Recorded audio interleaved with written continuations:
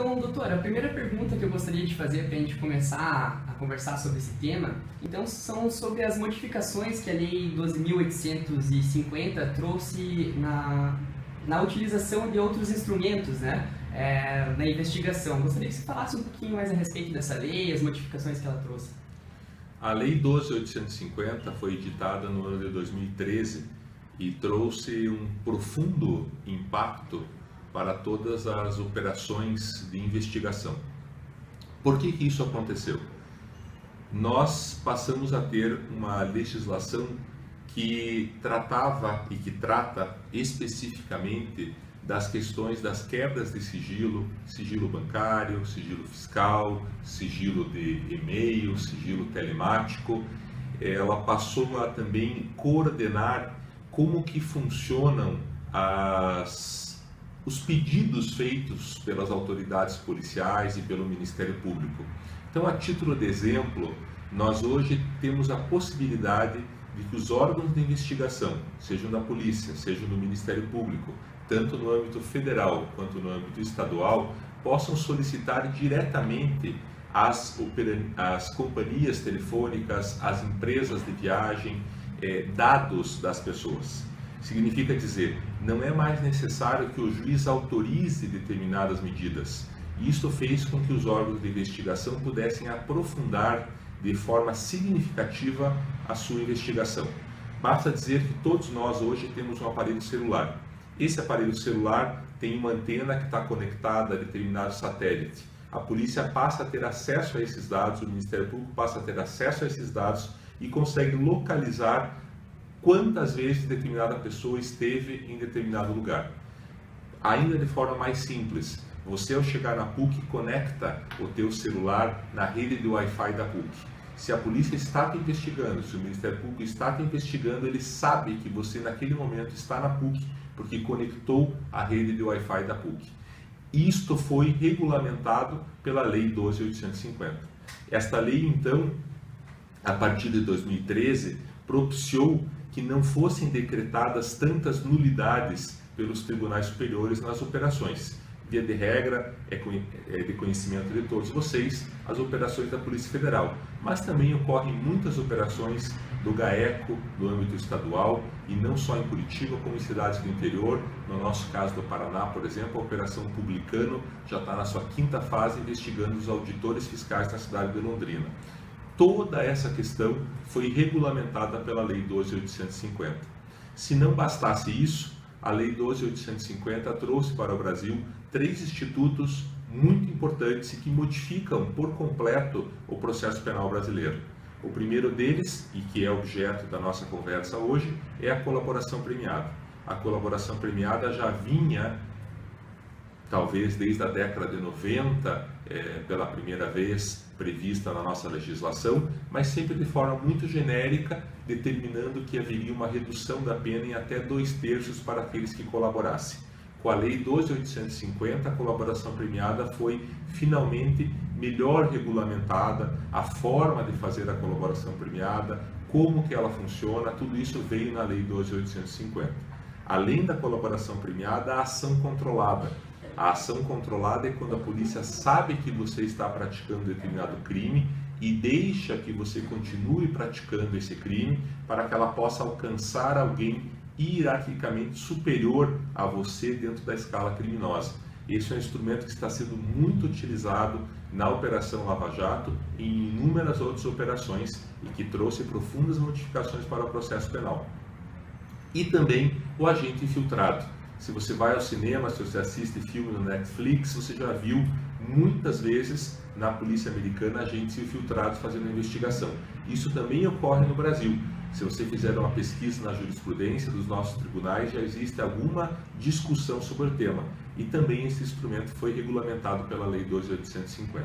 Então, a Lei 12.850 de 2013 marca uma ruptura, a meu ver, no sistema penal e provoca uma profunda modificação e o nascimento de um novo direito penal, de um novo direito processual penal, em que os advogados devem se acostumar, porque o Ministério Público e a polícia já aprimoraram o seu sistema de investigação.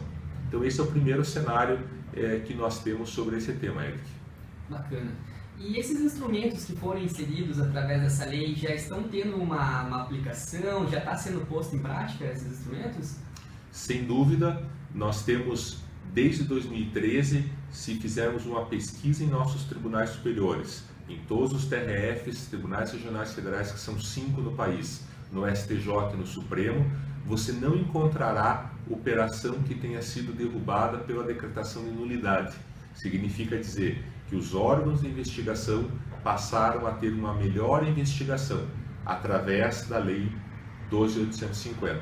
Passaram a ter acesso aos dados, passaram a ter acesso à forma de conduta de determinados crimes, especialmente aqueles crimes chamados crimes econômicos, praticados por organizações criminosas. Inclusive a Lei 12.850 é uma lei que é conhecida como Lei da Organização Criminosa, que nada mais é do que uma quadrilha sofisticada do ponto de vista da lei. Então nós tivemos, desde 2013, já uma profunda utilização dessas novidades pelos órgãos de investigação. E estamos agora na Operação Lava Jato e em outras operações, como é o caso que eu já mencionei da Publicano, vendo os advogados utilizarem o instrumento da colaboração premiada, como a polícia e o Ministério Público utilizando o instrumento da ação controlada. Então é uma lei amplamente utilizada em toda a sua plenitude. E quais que são os benefícios que trazem esses instrumentos, especialmente a colaboração premiada? A colaboração premiada encontra a sua origem no sistema norte-americano. Ela tem também um precedente importante no sistema italiano, na Operação Mãos Limpas, e ela é uma colaboração de alguém que está sendo investigado ou até que não está sendo investigado, mas que praticou um crime e deseja colaborar com as autoridades. Consequentemente, essa colaboração impõe à pessoa uma pena. Ninguém que faz colaboração até hoje na Operação Lava Jato, na Operação Publicano e em outras operações conseguiu o perdão judicial. A lei prevê que a colaboração pode até trazer o perdão judicial, mas nós desconhecemos um caso. Então as pessoas acabam tendo o benefício de saber qual é a sua pena, qual é a magnitude da sua pena e como vai cumprir a sua pena. Via de regra, as penas têm sido aplicadas na Lava Jato com um teto de 15 anos de prisão.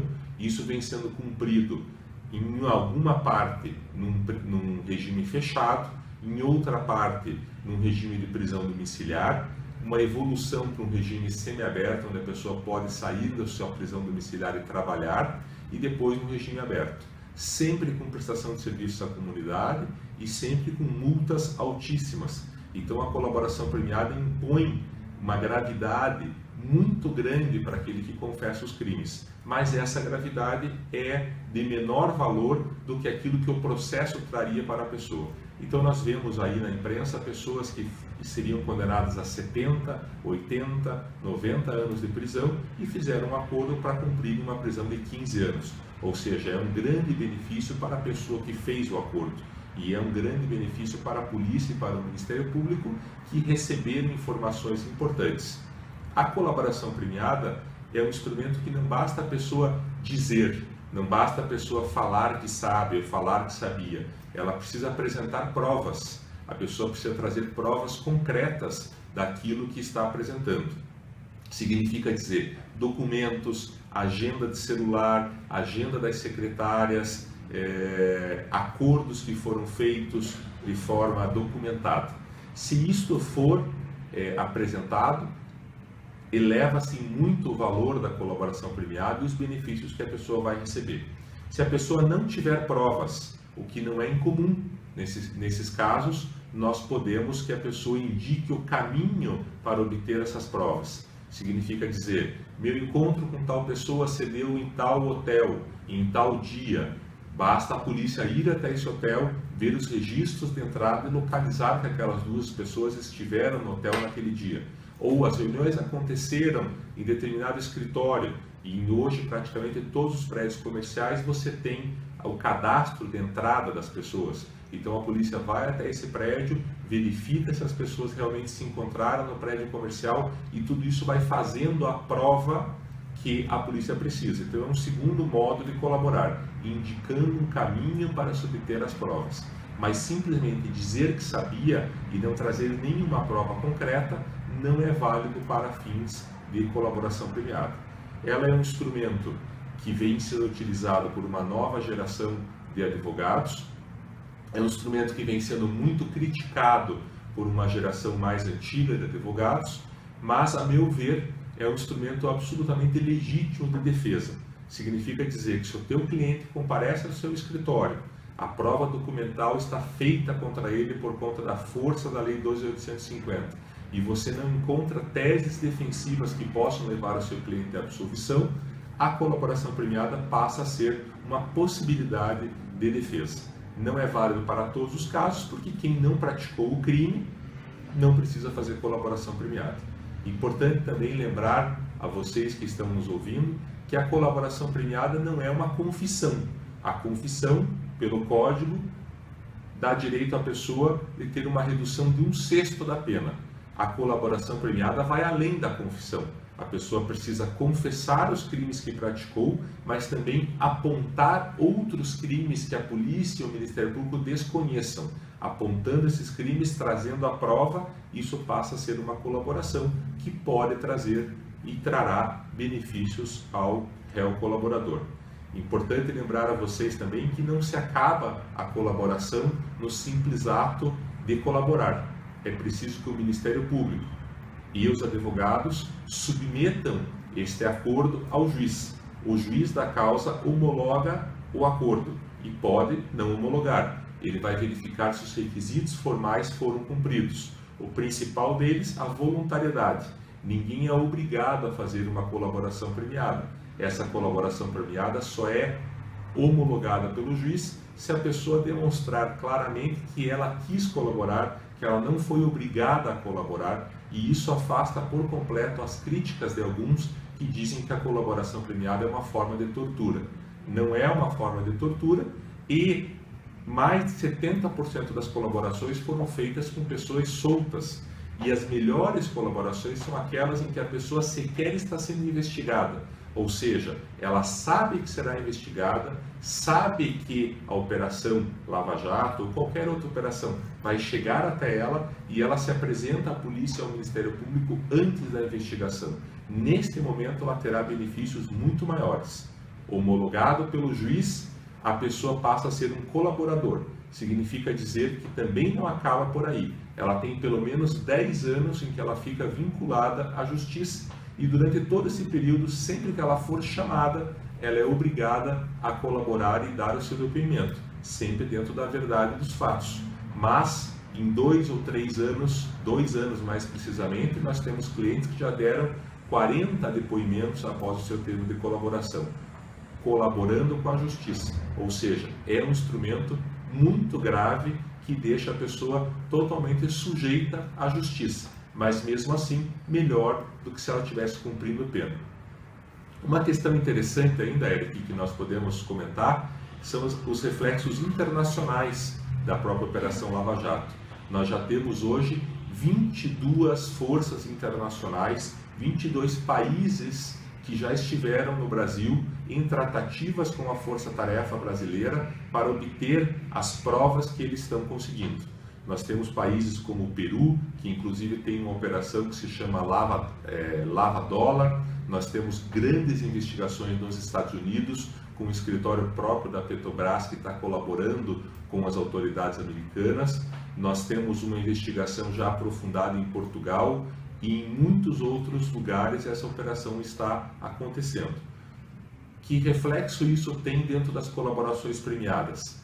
Muitos desses países, pelo menos é o caso dos Estados Unidos já formalmente, ofereceram também acordos para aqueles que fizeram colaboração no Brasil.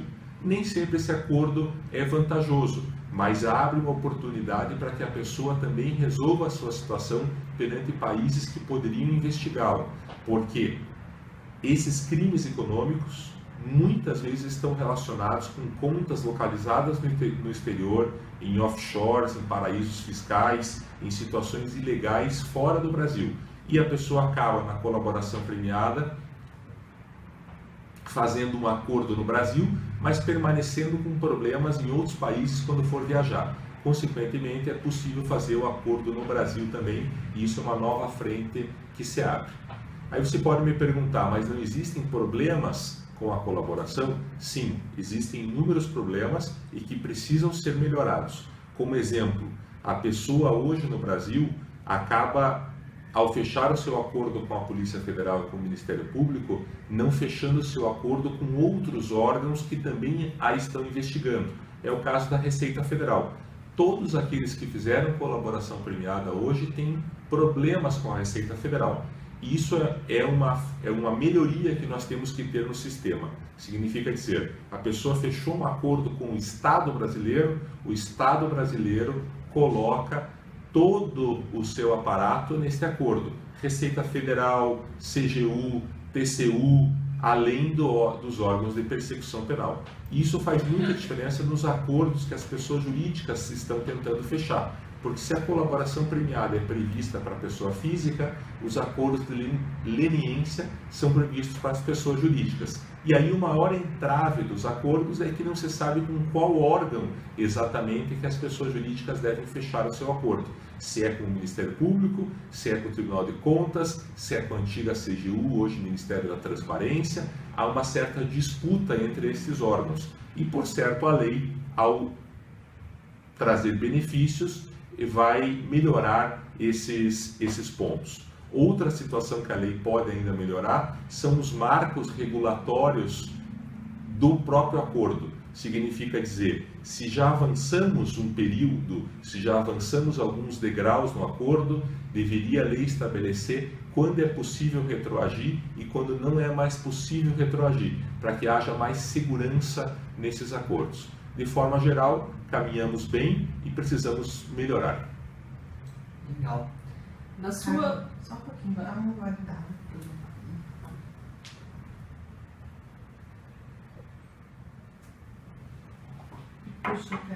É por aí? Está muito teórico? Não, tá ótimo. Professor, na sua visão, você acredita que a utilização da colaboração premiada é um marco no direito penal brasileiro? A colaboração premiada foi utilizada pela primeira vez, e isso é um dado muito interessante, especialmente para nós aqui da PUC Paraná. Ela foi utilizada pela primeira vez no Paraná, na CC5 Banestado, na Operação Banestado. Boa parte de vocês não era nem nascido, mas nós tínhamos lá o mesmo personagem principal, com o mesmo advogado, com o mesmo juiz e com os mesmos procuradores que hoje atuam na Lava Jato. Então a Operação Banestado foi um ensaio para este momento que nós estamos vivendo hoje. Por certo, ela passou a ser um marco dentro da Operação Lava Jato. A colaboração premiada não era um instrumento comumente utilizado em crimes econômicos. Se vocês pesquisarem a jurisprudência nos tribunais, vão encontrar muita jurisprudência tratando de colaboração premiada, na época conhecida como delação premiada, nos casos de tráfico. Pequenos traficantes que indicavam a cadeia criminosa dentro do tráfico. É a partir da Lava Jato que a colaboração premiada encontra o seu espaço nos crimes econômicos. E hoje nós temos colaborações feitas perante o GAECO em Prudentópolis, Foz do Iguaçu, nós temos na Operação Publicano em Londrina e temos aí, saindo do estado do Paraná, colaborações premiadas em muitas operações. Esse é um problema. Nós temos que tomar cuidado para que a colaboração premiada não seja banalizada. Então temos uma decisão importante num processo em São Paulo em que o juiz não homologa a colaboração premiada. Por quê? Porque a pessoa não indica pessoas hierarquicamente superiores dentro da cadeia evolutiva. Ela indica os seus subordinados, o que permitiria que o crime fosse resolvido indicando pessoas abaixo de você na cadeia criminosa. O juiz não aceitou. O juiz disse que a colaboração premiada é para indicar pessoas hierarquicamente superiores e não homologou a colaboração. Então é um momento que nós temos já na Operação Lava Jato, pelo que escutamos na imprensa, mais de 60 acordos e temos um risco grande de que haja uma banalização do instrumento. Mas, se ele for bem utilizado, ele trará benefícios para a polícia e para o Ministério Público e trará benefícios para os acusados. Nós precisamos tomar cuidado para que ele não seja banalizado agora que ele encontrou um marco inicial, que foi esse marco da Operação Lava Jato.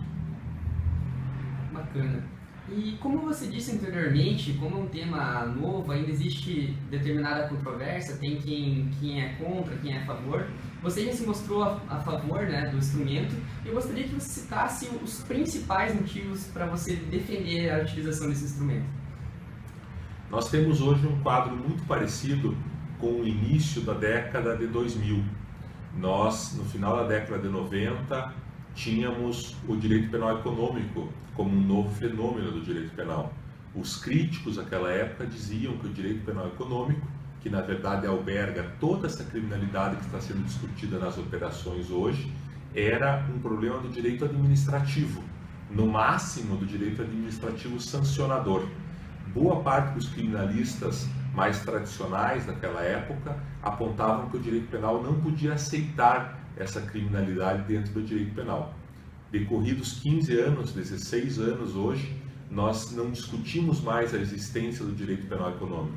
O direito penal econômico é estudado por vocês todos na faculdade e é conhecido por todos os juízes, seja da área estadual, seja da área federal, pelo Ministério Público, pela polícia. O direito penal econômico encontra inúmeras leis que estão chamadas de legislação extravagante e que estão conexas ao nosso estudo no dia a dia. O mesmo está acontecendo com a colaboração premiada e também com a ação controlada e também com o agente infiltrado que a Lei 12.850 acabou trazendo para o nosso ordenamento jurídico. Aqueles mais tradicionalistas entendem que há uma ofensa à ordem processual, que há uma ofensa à garantia do devido processo legal e outras inúmeras críticas. Mas é fato concreto que nós já avançamos e já rompemos esse momento. Significa dizer que hoje o que precisa se fazer é melhorar o instrumento da colaboração premiada, pois ele já é realidade no nosso sistema, ele já foi aplicado e nós estamos caminhando cada vez mais para um direito penal de negociação. Isso soa muito grave aos ouvidos mais tradicionais, entretanto é uma nova realidade que está posta e que os advogados vão precisar aprender como tratar. Os advogados mais novos, da uma geração mais nova do que a minha, já tratam isso com a maior normalidade. E, por certo, vocês, estudantes de Direito, quando estiverem formados daqui a alguns anos, encontrarão ainda uma realidade mais fácil do que a atual realidade no que diz respeito à colaboração premiada. Por quê? Porque ela traz benefícios efetivos para aqueles que aderem a esse instrumento de colaboração premiada. Eles têm uma pena que eles sabem qual é, eles têm uma pena que eles sabem como vão cumprir. Eles pagam uma multa e passam a um novo momento da sua vida. Enquanto isso, quem não faz a colaboração premiada enfrenta o processo, recebe uma pena mais grave e não se sabe se conseguirá reconstruir a sua vida. Lembrando que a colaboração premiada não é para todos. Lembrando, como já dissemos, que é um instrumento grave e que precisa ser muito bem avaliado pela pessoa e pelo seu advogado. Bacana. Eu gostaria que você falasse sobre o caso mais emblemático, talvez, que teve maior benefícios, talvez, para a investigação, que é do doleiro Alberto Youssef. Você acredita que a investigação teria os mesmos resultados sem essa colaboração premiada dele? A Operação Lava Jato está centrada em alguns pilares. O doleiro mencionado não é meu cliente e eu não tenho condições de avaliar a situação dele, nem seria ético como advogado que eu o avaliasse. De qualquer forma, a colaboração dele é um pilar, sem dúvida nenhuma, da Operação Lava Jato. É importante citar como curiosidade que a colaboração dele ainda não acabou, que ele tem prestado inúmeros depoimentos, quase que de forma semanal, e que vão trazendo novas notícias para o Ministério Público e para a polícia. É preciso lembrar que ele segue preso e que essa prisão será ainda por um longo período, mas é, sem dúvida, um pilar da Operação Lava Jato. Importante lembrar que os outros instrumentos trazidos pela Lei 12.850 que formam os demais pilares ainda mais importantes, que são as provas documentais que foram possíveis de serem obtidas através da quebra de sigilos telefônicos, da quebra do sigilo bancário, da quebra do sigilo fiscal dos investigados e que demonstram as conexões entre os investigados e os crimes praticados. Também, como é curiosidade, trazer para vocês que não há sentença na Lava Jato que não tenham pessoas absolvidas. Se existem pessoas condenadas, também existem pessoas absolvidas. Como no início da investigação, é comum que a polícia traga com condução coercitiva inúmeras pessoas e essas pessoas acabem nem sendo denunciadas. Esse instrumento da condução coercitiva é um instrumento grave e que é uma condução obrigatória da pessoa, não é uma prisão, mas a polícia traz a pessoa da sua casa para a polícia para que ela seja ouvida. É um instrumento que precisa ser utilizado com bastante cautela.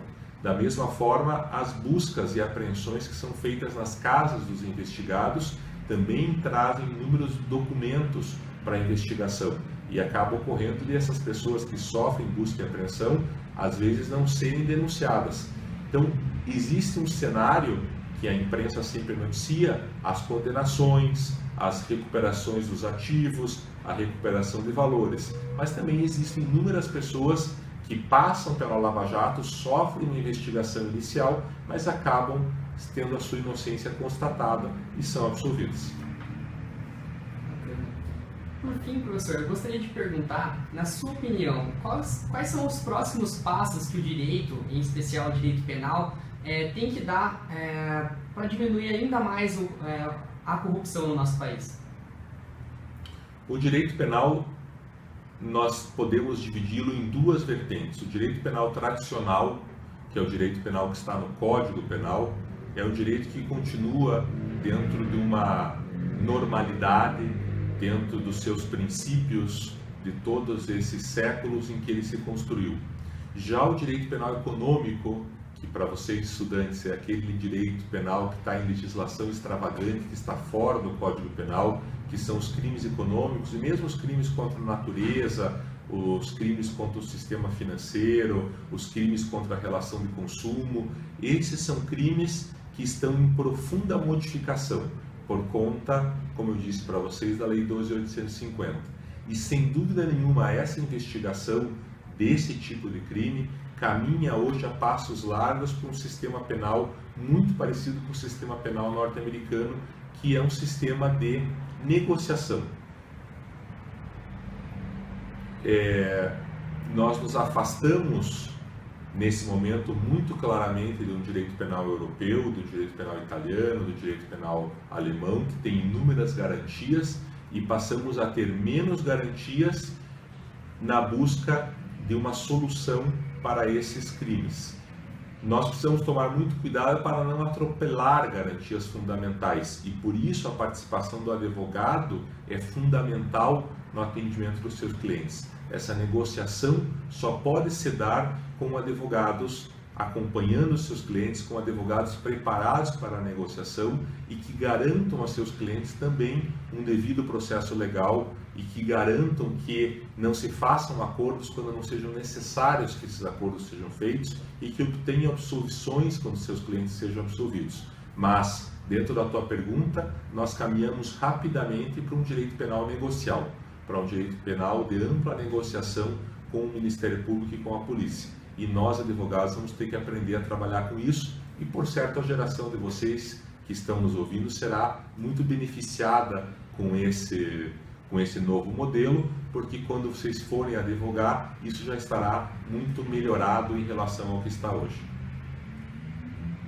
Então, professor, gostaria mais uma vez de agradecer então, por ter aceito o convite e gostaria de pedir para você deixar um recado final aí para os estudantes que estão assistindo, um recado pessoal mesmo que você gostaria de deixar. Eu fico muito feliz com o convite, fiquei muito feliz com o convite que eu recebi do CASP, através do Eric, me traz as boas lembranças do meu tempo de PUC. Eu sou egresso da PUC de 1991 e depois fui professor de Direito Processual Penal, de Direito Penal, fui diretor do Escritório Modelo, que passou a ser núcleo de prática jurídica, e tenho um carinho muito especial pela PUC. Desejo que todos vocês encontrem no direito uma felicidade, um local bom de trabalho, encontrem as suas maiores aspirações que o direito possa propiciar para vocês.